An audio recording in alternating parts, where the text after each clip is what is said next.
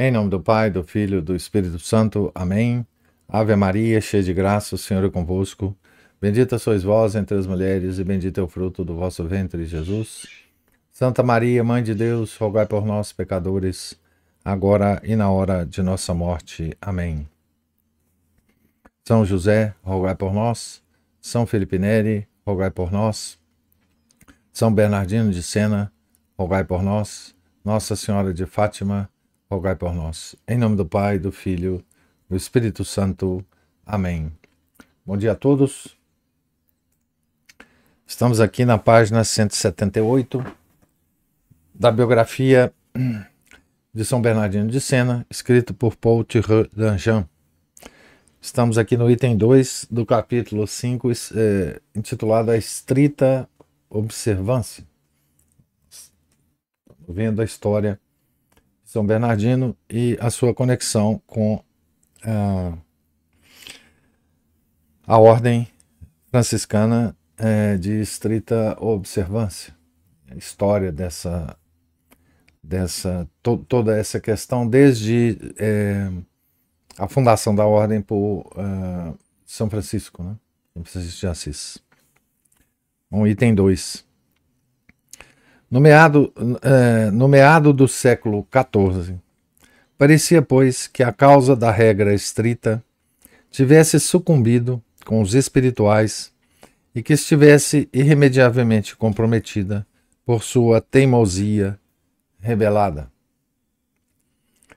Aquela questão dos espirituais e das heresias que rondavam, né, essa parte da ordem de São Francisco no século XIII. Né? Aliás, depois da grande peste e das vésperas do grande cisma, o fervor e a austeridade não estavam em moda nos claustros. Entretanto, é precisamente nessa época que principia, obscura e silenciosamente, o movimento que, sob o nome de observância, devia acabar mais tarde, por novamente levar à austeridade primitiva a quase totalidade dos frades menores. Este movimento nasce com João de Valle, no humílimo convento de Brogliano, entre Camerino e Foligno, perto de Assis, numa região montanhosa, mais particularmente impregnada da pura tradição franciscana, e que fora, por mais de um século, como o reduto dos Zelanti. Aqui tem uma nota dizendo uma referência em alemão sobre as origens da observância. Os companheiros de João de Valle estavam ligados com os espirituais, tendo escolhido um dos sobreviventes, Ângelo Clareno. Como eles, eram amantes fervorosos da pobreza e restringiam-se à regra estrita. Mais prudentes, porém, mais modestos, mais obedientes, desligavam-se do joaquinismo. Não falavam mais em transformar a igreja, nem provocar cismas em sua ordem, e somente pediam aos superiores que os deixassem, no seu humilde cantinho, observar a regra a seu modo. As autoridades franciscanas mostraram-se então tolerantes e até benévolas. A virtude dos dissidentes inspirava simpatia e respeito. O seu número ínfimo e seu retraimento aquietavam. Às vezes, entretanto, a desconfiança renascia e veleidades de repressão manifestavam-se. Uma ocasião, Gentile de Spoleto, que substituíra João de Valle, foi encarcerado e suas comunidades dispersadas. Apesar dessas alternativas, o pequeno grupo continuava a existir e até, em certa proporção, a desenvolver-se. O bem-aventurado Paulúcio de Trinche, sucessor de Gentile, em 1363, o progresso, com ele, né? O progresso foi um pouco mais possível. Por um fenômeno singular, a desordem do grande cisma, que rebentou em 1378, serviu à causa da observância. Na ordem, dividida como a igreja em duas obediências, os superiores abstinham-se de exigências que pudessem impelir os dissidentes à obediência oposta. Paulúcio obteve, assim, o direito de receber noviços, de fundar ou filiar casas novas. Os observantes não pretendiam, sem dúvida, separar-se da ordem dos menores, nem se subtrair ao governo do ministro-geral. Mas viviam à parte, segundo suas regras, independentes dos provinciais e dirigidos por seu superior particular. Quando, em 1390, João de Estroncônio sucedeu a Paulúcio, falecido em odor de santidade, a observância já saíra do recanto montanhoso onde antes se confinara e aparecia em diversos pontos da Itália. Por pouco que fosse, o movimento expansionista começara e não mais se deferia. Nessa mesma época, sem que se possa perceber comunicações com os observantes da Itália, sintomas de regressão à regra estrita manifestavam-se em alguns menores na Espanha, ou menores da Espanha ou de Portugal, e com maior intensidade nos menores da França. Neste último país, esta reforma ia mesmo receber, ao principiar o século XV, uma viva impressão da mão de uma mulher extraordinária entre todas, Santa Coleta. Aqui tem uma nota informando que Santa Coleta, nascida em 1381 e falecida em 1447. Santa Coleta viveu contemporaneamente, né, a São Bernardino de Sena. Esta filha de um carpinteiro da Picardia surge repentinamente, como Joana d'Arc, sua contemporânea, na França dilacerada e invadida.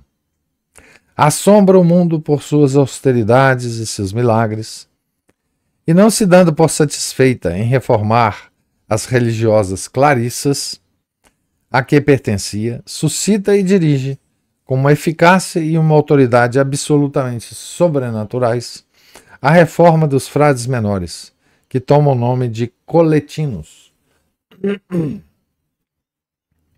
Em todos os claustros manifesta-se então uma reação contra o relaxamento. Verifica-se desde o fim do século XIV a outra grande ordem mendicante, os Filhos de São Domingos. A recordação das exortações de Santa Catarina de Sena, o exemplo da bem-aventurada Clara de Gambacorta, reformadora das dominicanas, determinam os bem-aventurados Raimundo de Capua, João de Medici e Lourenço de Ripafarata a começar nos conventos dos irmãos pregadores uma reforma que, no século XV, Santo Antonino viria a continuar na Itália e outros propagariam no resto da cristandade. Aqui tem uma... Então, aqui ele está descrevendo a reforma na outra ordem mendicante, né?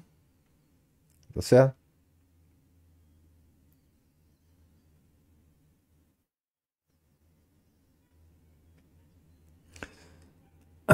Então, aqui tem uma nota, a nota 320, que diz assim: sobre a reforma dominicana do fim do século XIV e do princípio do XV, e particularmente sobre a parte que nela tomou esse Dominici, que Santo Antonino chamou, Santo Antonino de Florença, né? Aqui está o texto em latim, e eu vou ler já na tradução. O primeiro, então, Santo Antonino se refere a esse Dominici como o primeiro promotor da observância regular na Itália. E aqui ele cita algumas referências a respeito disso na nota 320. Então, aqui nós terminamos o item 2, vamos adentrar aqui o item 3 do capítulo. Né? Quando, em 1402, Bernardino tomou em cena o hábito de frade menor, a observância conquistara na Itália seu direito de viver. Os superiores podiam hesitar em conceder-lhe maior ou menor autonomia, mas já não se tratava de suprimi-la. E, sobretudo, granjeara boa fama e desvencilhara-se das suspeições que outrora pesavam sobre os espirituais. As suspeitas de joaquinismo, né? Da heresia, né? Das três eras, que é a era do Espírito Santo. Nós vamos reformar a igreja, não vai precisar mais da estrutura da igreja, o Espírito Santo vai infundir amor em todos nós, etc, etc. Aquela coisa do joaquinismo mesmo. Contando apenas na península 25 conventozinhos, pouco em destaque, somente habitados por cerca de 130 frades, tinha, entretanto, como aliados um certo número de menores, os quais, embora residindo em casas conventuais, estavam de todo o coração com ela, aspiravam a viver segundo suas regras, ou, se não sentiam coragem para tanto, reconheciam sua superioridade moral. Assim, existiam relações entre certos conventuais e os observantes, o que ressalta da própria estreia de Bernardino. Ingressando primeiro no convento mitigado de São Francisco em Sena, fora autorizado, encorajado, quase logo depois, pelo guardião desse convento, a procurar uma regra mais estrita no mosteiro de Colombaio.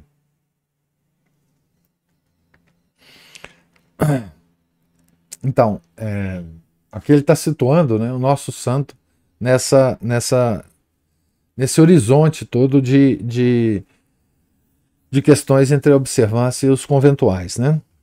Apenas filiado à observância, o jovem Bernardino trabalhou em propagá-la no círculo ainda estreito em que começou a exercer sua função, e sabemos como um de seus primeiros atos foi fundar em 1405 o convento de Capriola, às portas de Sena. Fora de seu campo de ação, o progresso persistia lento, porém contínuo. Em 1415, os reformados entravam na posse do mais antigo convento da ordem, o de Santa Maria dos Anjos, ao pé de Assis. Nesta data, avalia-se em cerca de 34 o número dos conventos italianos em que se aplicava a regra estrita. O desenvolvimento da observância tomou um impulso muito mais acelerado desde que Bernardino se tornou célebre por suas prédicas na Lombardia e no resto da Itália. Em toda parte, a palavra do apóstolo Em toda parte da palavra do apóstolo, nasceram não mais casinhas escondidas em lugares desertos, mas grandes mosteiros estabelecidos às portas das cidades importantes. O sinal fora dado, em 1419, pelos milaneses que fundaram, sob a invocação de Santa Maria dos Anjos, um convento considerável, que logo se encheu de moços, alguns pertencentes às melhores famílias da cidade. O exemplo foi seguido nos anos seguintes em Pávia, Bérgamo, Brescia, Florença, Pisa, etc. Eram, aliás, os antigos conventos que se transformavam. Em todas essas casas reclamavam por Bernardino, guiavam-se por seus conselhos. Os religiosos, dotados de eloquência, tornavam-se, seguindo o seu exemplo, pregadores populares, vários com bastante sucesso. Ele próprio falava um dia aos senenses das maravilhas operadas pelos sermões de certos companheiros seus, entre outros de Mateus de Sicília e de João de Pulia. Aqui ele dá referência nos Prediti Vulgari, né? Em que São Bernardino fala desses dois pregadores. Para se garantir um bom acolhimento, um pregador tinha o cuidado de recomendar-se como discípulo de Frei Bernardino, de tal modo que este passou a prevenir as populações contra aqueles que tomavam este título sem lhes caber este direito. Abre aspas. Não lhes acreditei, dizia, se não vos exibirem uma prova escrita por mim. Fecha aspas. Não era somente o talento oratório de Bernardino, eram suas virtudes que os frades da observância procuravam imitar. Naqueles claustros florescia a santidade, como somente acontece geralmente na alvorada das grandes fundações monásticas. Desde essa era, contavam-se neles, para somente citar os mais ilustres, São João de Capistrano, São Tiago da Marca e o bem-aventurado Alberto de Sarteano, os quais, todos três, tomaram o hábito entre 1415 e 1417. Era de cercear que, era de recear que, devido a esse novo favor do público, a observância não se mantivesse mais tão humilde, tão austera, tão fiel à estrita pobreza. Bernardino velava. Não admitia que um menor aceitasse ouro, ainda que fosse para os mais piedosos fins. Vimos sua resistência às liberalidades pérfidas de Visconti. Nós já vimos que o Visconti tentou suborná-lo, né? Se lhe legavam quantias importantes para edificar mosteiros, recusava-as terminantemente. Abre aspas, não querendo, diz seu biógrafo, nem olhar, nem tocar, nem guardar dinheiro algum.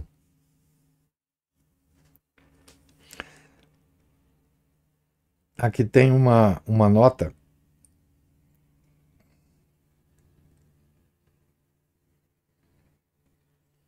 dizendo assim: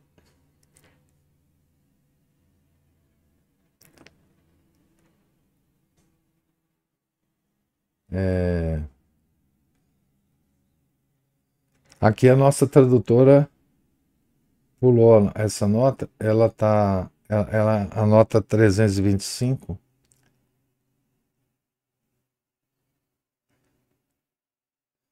Mas é uma nota em latim sobre o dinheiro, que eu vou pular aqui. Esta questão de dinheiro era a pedra de toque pela qual ele queria que se distinguissem aqueles de seus irmãos que eram bons.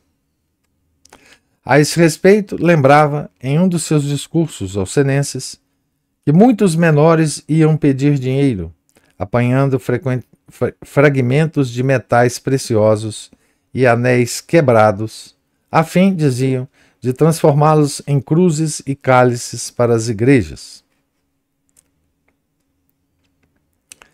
Abre aspas. Se algum deles vos cai nas mãos, dizia, e que pretenda ser daqueles que vão com Frei Bernardino, não acrediteis. Como o ourives tem sinais para reconhecer o metal puro, da mesma forma, na questão de dinheiro, ao fato del danaiolo, reconhecereis aqueles que são meus ou que não o são. Fecha aspas. Edificada pelo zelo dos religiosos da observância estrita, tranquila quanto à sua ortodoxia, A Santa Sé, longe de tratá-los com desconfiança, que nutrira durante tanto tempo com os espirituais, passou a considerá-los favoravelmente, empenhando-se em encorajá-los. Por numerosas bulas, Martim V autorizou a instituição de novos conventos e a transferência para as observantes de alguns dos antigos conventos, né?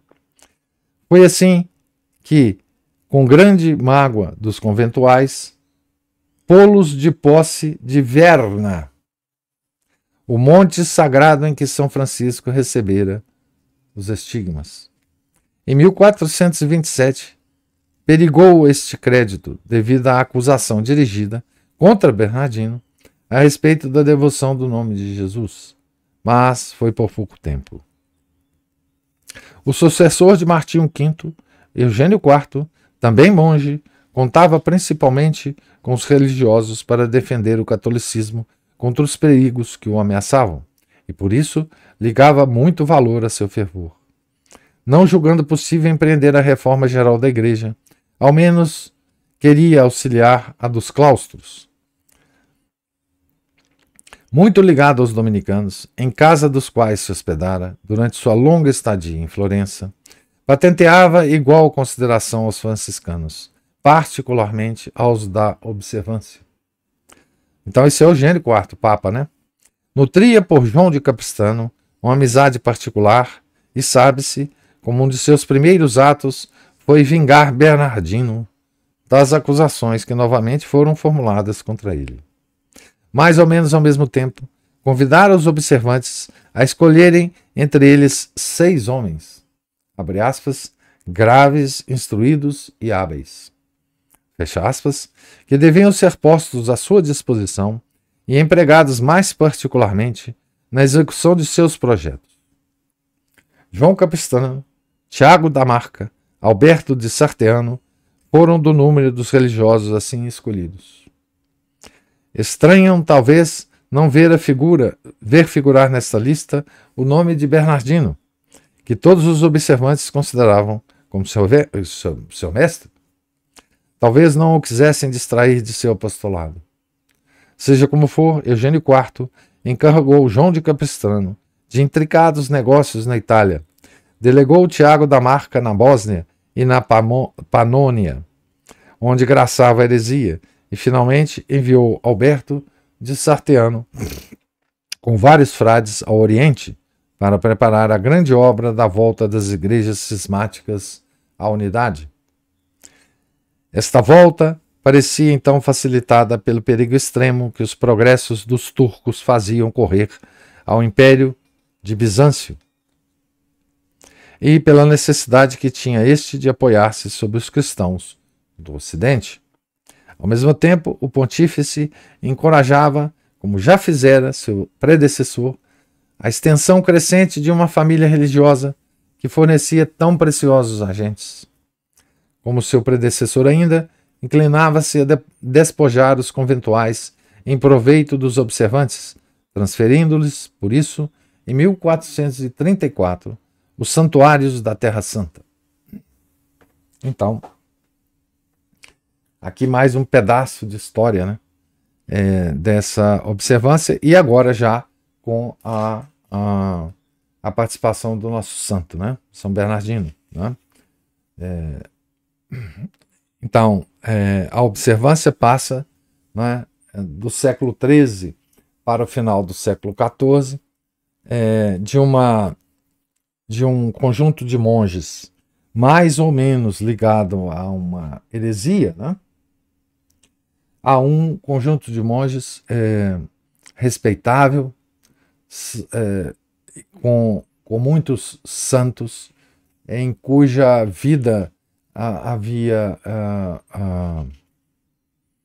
odor de santidade, né, que atraía já, né, no início do século XV, né, muitos jovens, né, jovens inclusive de famílias muito poderosas. E aqui no final nós vemos a importância, né, destas ordens na na sustentação do cristianismo, né? Do catolicismo, né? Como os papas viam esses homens, né? Como esteios, né? Como esteios da religião, né? Como auxiliares do Papa na resolução de problemas, né? Sempre foi assim, né?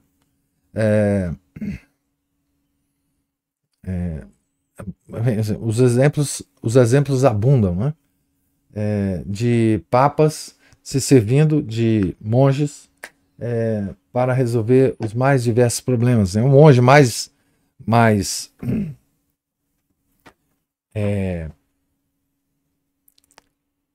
popular, né? Importante e conhecido que teve esse papel foi São Bernardo, né? De Claraval, né? Que foi uma espécie de legado papal internacional para resolver todas as coisas no século em que ele viveu, né? Ele ia para lá e para cá a pedido do Papa para resolver todos os problemas da Igreja, né? E aqui a gente vê que a ordem dos observantes, né, da estrita observância, a ordem dos menores de estrita observância, também serviu a Eugênio IV, né? E essa é uma das coisas mais lamentáveis, né, que ocorre hoje em dia, né, que é praticamente a destruição, né, das ordens monásticas, né, depois da crise avassaladora que tomou a Igreja, né, depois do Concílio Vaticano II. Né. Hoje a Igreja ela não tem esse exército, né, esse exército de defensores, né? Por 2 séculos, mais ou menos, depois da Reforma, a Ordem da Companhia de Jesus teve esse papel, né? De defesa, né? Do papado e da religião, né? Mas enfim, os nossos inimigos descobriram isso, né? E destruíram primeiro os jesuítas, né? Depois foram as destruições subsequentes na Revolução Francesa, por exemplo, praticamente acabou com os dominicanos, né? Depois eles foram refundados, mas enfim, também os jesuítas, né, foram refundados, mas aí as coisas se perderam, né? E foram se perdendo ao longo do tempo. Então, as ordens religiosas, nós estamos vendo a história resumida de uma delas aqui, né? Elas sempre foram esse esteio, né? E não só esteio para bons papas, né? Mas resistência aos maus papas, né? Certo? Resistência filial, resistência respeitosa, né? Mas elas foram uma barreira sempre de um repositório, né, da fé, que, enfim, sempre serviu a isso, né? Todos os papados que sucederam maus papas se serviram dessas ordens para reformar a igreja, né? Dos maus costumes, dos maus, enfim, das coisas más que ocorriam nos papados anteriores, né? Hoje não é possível isso, né? Hoje Deus tem que conceber alguma coisa diferente aí para nós, né? Pois bem, vou terminar aqui a leitura e gostaria de ouvir os comentários, se houver. O Márcio já escreveu aqui, eu vou ler. Sempre houve esses problemas com regras mitigadas ou rigorosas, mas os santos sempre bandeavam para o restauracionismo e a austeridade. Os exemplos e as palavras dos fundadores ou restauradores sempre foram guias importantes. Esse Joaquim de Fiore foi um proto-RCC? Por aí, mas por aí. Sem regra, sem reza e sem rei. sem hierarquia da igreja. Isso mesmo. Os jovens querem um ideal elevado, desviaram nossos jovens para a dissipação. Os monges resolviam muitos problemas e os missionários pregadores também. São Bernardino foi ambos. Isso mesmo. É muito interessante você lembrar da RCC, né? Porque na verdade, o RCC pura anarquia, né? O que o Joaquim de Fiore pregava é que a terceira era, né? Depois da era do Deus Pai e do Deus Filho, ela ia começar num ano lá, sei lá, 199, eu não lembro bem esse ano não, mas ele determinou o ano, né? Obviamente, todo esse pessoal que fica determinando um ano para acontecer coisas, né? São os proto-protestantes, né? Os protestantes gostam disso. Mas ele determinou um ano em que ia começar a era do Espírito Santo, a era do amor, entendeu? A era da infusão do Espírito Santo nas almas. E por causa disso, a estrutura da igreja não seria mais necessária, né? Nós acessaríamos, né, esse amor de Deus sem a necessidade da hierarquia da igreja. Então, não haveria mais papas, mais bispos, mais nada, tá certo? Então, e apenas o nosso contato com esse amor, né? Porque seria a era do Espírito Santo, terminando assim, nessa era terminaria o mundo, né? Porque, segundo ele, a Trindade já teria se expressado através das eras na humanidade, né? Então, essa era seria puramente espiritual. Por isso que eles chamavam os seguidores desse joaquinismo de espirituais, né?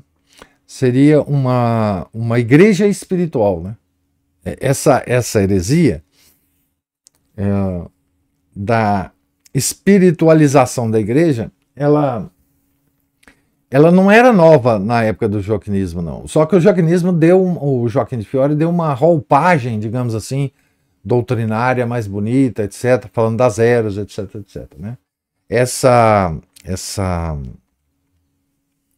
tendência de se pertencer a uma igreja espiritual, né, sem hierarquia, sem sacramentos, sem bispos, sem papa,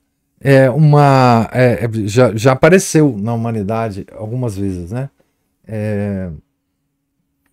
Esse espiritualismo maluco, né? Mais no estilo, inclusive, oriental, né? É a nova era. Pode crer, irmão, pode crer. Isso mesmo. Esse negócio, batismo no Espírito, essas coisas malucas, né? Porque quando você não tem hierarquia e quando a pessoa se diz possuída pelo amor do Espírito Santo, ela pode fazer qualquer coisa, né? Isso é uma outra, isso é uma outra, um outro sabor de gnose, né? A gnose tem vários sabores, né? Esse é um deles, né?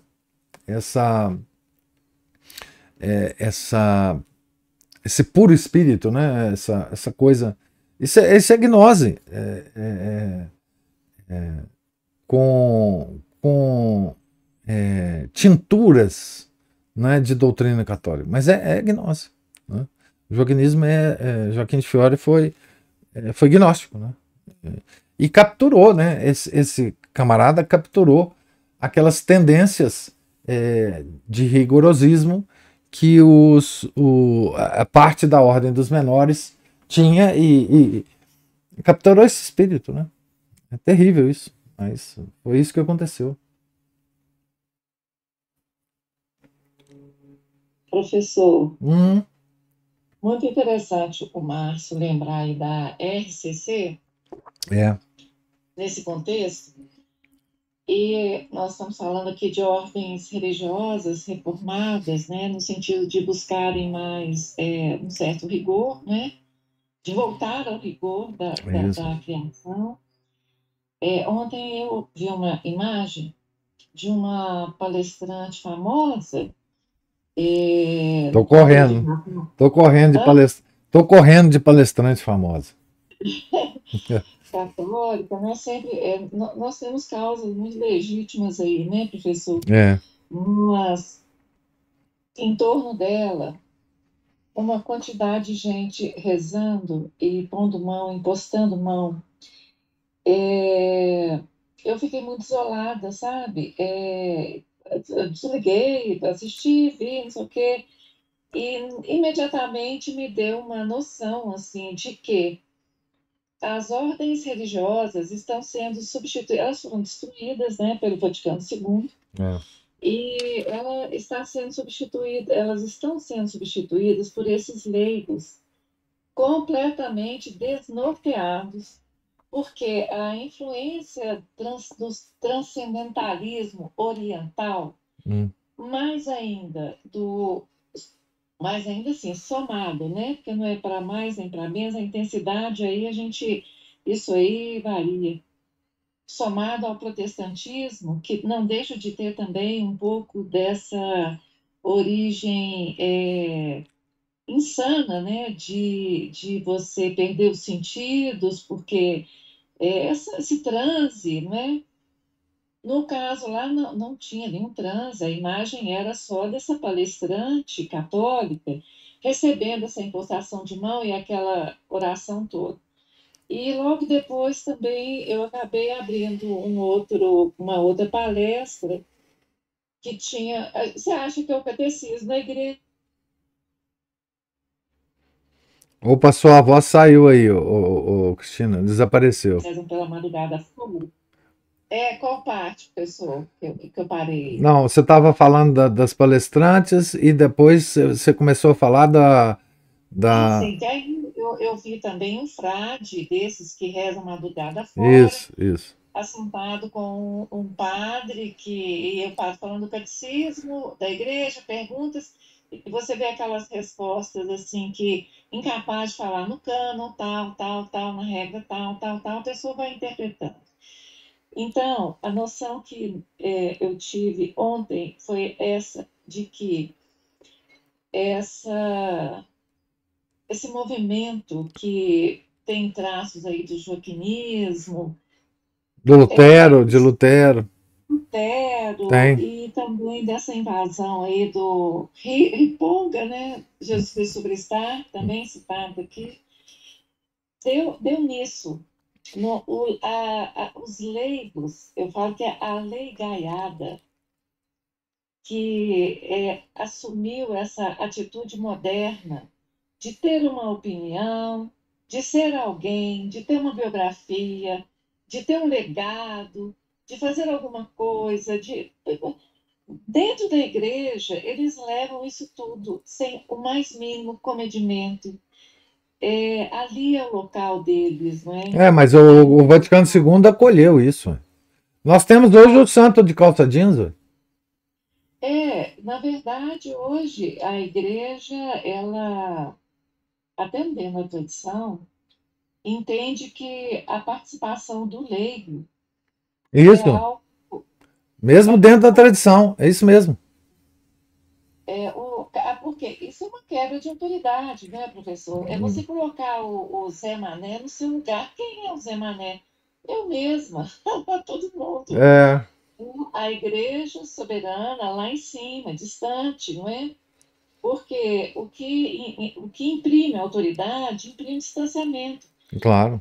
Não pode ser íntimo e igual e ter autoridade. Isso é uma contradição em termos, né?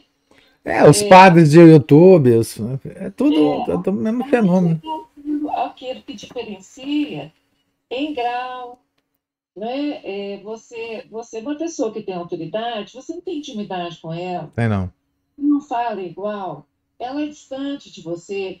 E a altura da igreja, essa coisa espetacular que eu falo que a cada dia que passa, a gente vai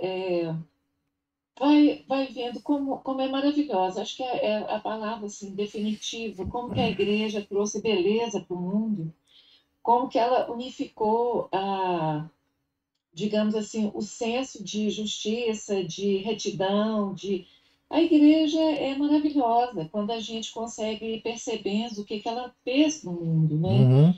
Mas o leigo hoje, ele não quer lidar, ele é perdido, digamos assim, nas acusações mentirosas, né? Que eu não estou falando aqui que não existem erros nem nada, lógico. Graças a Deus, porque a igreja ela é divina pelo seu fundador, mas ela é humana. Então, graças a Deus, ela cometeu pecados por saber que ela é humana. Por isso que a gente está nela. Porque se ela fosse só divina, nós não caberíamos. É, aí só estariam os espirituais nela. Só as pessoas maravilhosas, mas entre nós lá, os desgraçados, né? É. Na igreja, todo santo dia, estamos lá, a gente pode entrar nela, porque são homens que também ela tem esse lado. Porque, então, estou desviando aqui, né? Eu só queria dizer isso, professor, que eu acho, assim, que os leigos precisam tomar juízo, porque, assim, existe uma crise na igreja que nós não resolvemos ela. Mas a nossa parte é tentar ter o mínimo senso comum, é o common sense, né?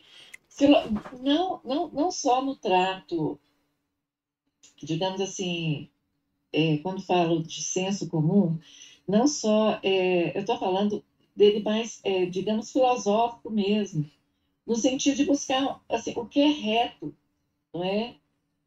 Nada dessa bobeira, porque hoje existe um discurso, professor, que é assim: o tempo pede adaptação, progresso e movimento. Olha, essa é a raiz da heresia. Hum.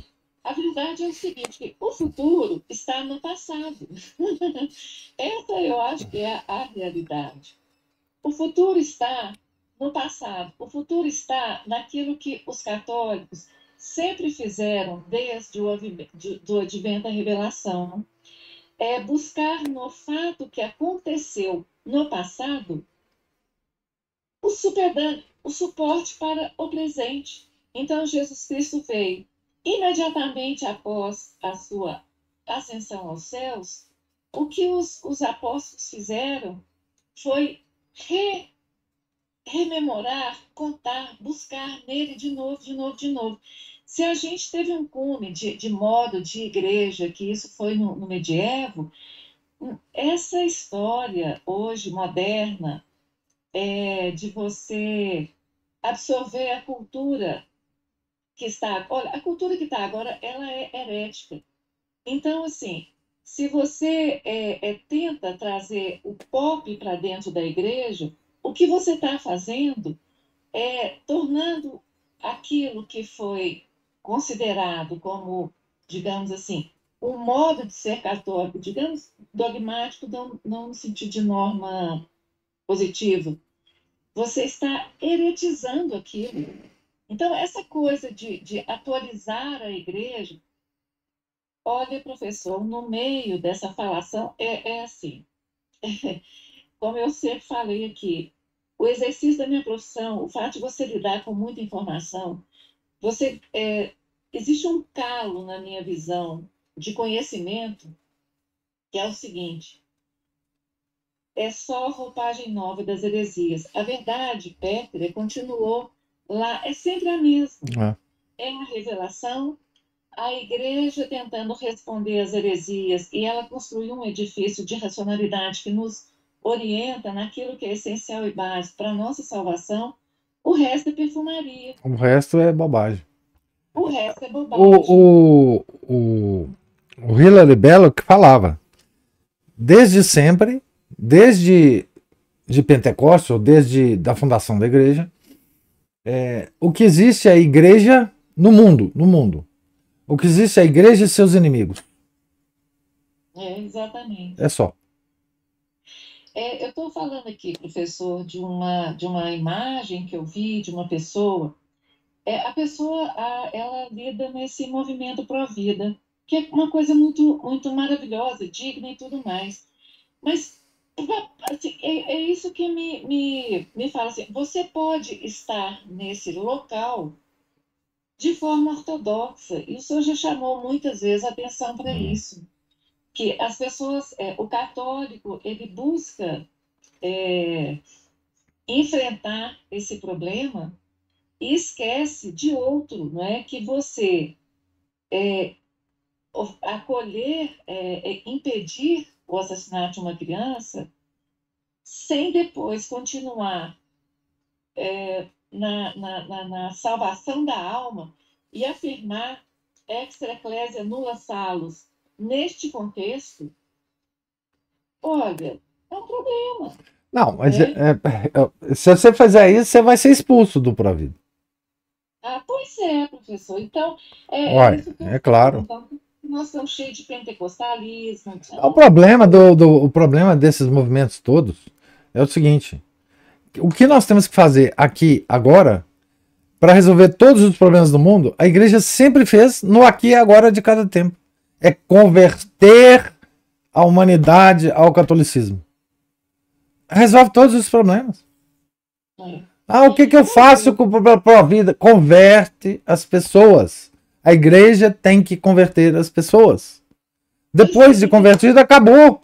Então, esses padres todos que falam movimento para a vida, gente, converte os seus fiéis. Converte as pessoas da sua cidade. Converte as moças grávidas. E nesse contexto, o que a gente está falando assim, converte as pessoas. E aí a gente entra nessa discussão, converte para o que é verdadeiramente a igreja, É, não é? é. Não é converte para você ficar, Não é converte para o movimento pró-vida, não. e nem converte para o Joaquim de Fiore, não. Não. Converte para São É. Bernardo de É Sena. porque as pessoas estão querendo converter as pessoas para o movimento pró-vida. É. Não, tem que converter as pessoas para a Igreja Católica. Esse é o movimento mais pró-vida que existe. Assim, eu sou do movimento pró-vida eterna. Entendeu? É isso. A igreja sempre foi pró-vida eterna. E é isso que nós temos que ser. O resto vai resolver. É isso. É isso. Ortodoxia já. É, mesmo. Ô, professor, a gente fala isso, eu tenho muita consciência de que isso é uma luta, né? Na nossa vida pessoal, você. Porque não é simplesmente assistir a missa tridentina, não é isso. Ah, eu vou à missa e está tudo bom. Não é só isso. É você aguentar esses trancos da vida de maneira ortodoxa, né? É isso. É. Como a humanidade sempre enfrentou, né? Depois da vinda do Nosso Senhor. Isso mesmo. É isso, pessoal. Muito bem, dona Cristina. Para de Não, assistir muito essa. lindo, Marco. A, a, o Márcio está falando aqui, ó.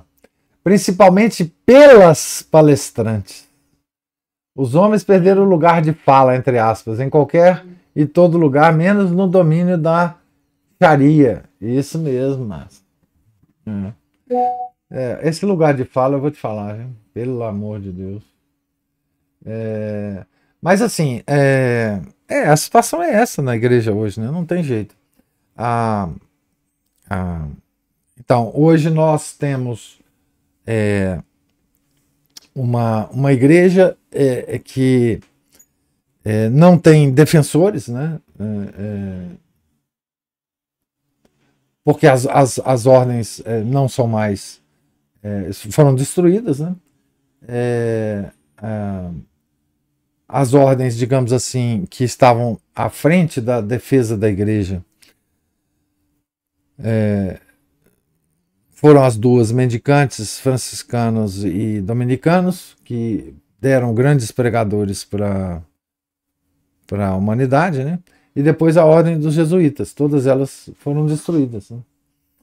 O Márcio ainda fala aqui, ó, só de ver a quantidade de moçoilas querendo harmonizar ideologias com o catecismo, embora haja alguns poucos moços também nessa ilusão, já dá para ver o avanço dessas crendices. O protagonismo feminino, né, do movimento feminista, ele atingiu em cheio a igreja, né? obviamente, né? Basta ver nas paróquias normais aí quantas mulheres estão no altar, né? Ali do lado do padre, mandando no padre, né? Enfim, é só isso, né? Ana Paula e o Márcio levantou a mão aí, ou um ou outro. Professor, hoje é a dita aqui na hora da dia da faxina, mas o senhor gostou de saber do caso lá que eu postei aquele texto com você pro senhor lá? A moçona saiu do grupo. Sensacional, sensacional. Não gostou, professor, menina modestinha, parece um anjo, o rostinho Mas dela. engraçado, né? Ela não gostou de quê ali do texto? Ô, professor, e ainda coloquei abaixo assim, gente, vamos entender que isso não é um capacho. Não é ser humilhado, pisado, não é ser violentado. Isso é estar em acordo, mover segundo essas mesmas coisas, não se rebelar, não se insurgir, não ficar desautorizando. É isso. Basicamente, o problema que acontece nas famílias hoje em dia. O cara fala uma coisa, é desautorizado. Isso aí é o maior criador de malandro. Isso, o brasileiro é tão malandro. Ele aprende a ser malandro dentro de casa com a própria mãe. Isso. Aprende a dar voltinhas, a burlar a autoridade. Né? Ele aprende a enganar, a manipular, a fazer pressão. Ele acaba virando uma outra mulherzinha, por isso que a sociedade fica efeminada.